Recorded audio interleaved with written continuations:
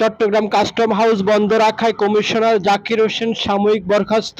Chittagong custom হাউজের commissioner Mohammad Zakir হোসেনকে সাময়িক বরখাস্ত করা হয়েছে। গত 28 এবং 29 জুন চট্টগ্রাম কাস্টম হাউস বন্ধ রেখে আমদানি রপ্তানি কার্যক্রম বাধাগ্রস্ত করার তার বিরুদ্ধে এই শাস্তিমূলক ব্যবস্থা নিয়েছে অভ্যন্তরীণ সম্পদ বিভাগ। গতকাল মঙ্গলবার রাতে এ সংক্রান্ত আদেশ জারি হয়। এতে সই করেন আইআরডি সচিব ও জাতীয় রাজস্ব বোর্ড এনবিআর এর চেয়ারম্যান আব্দুর রহমান খান।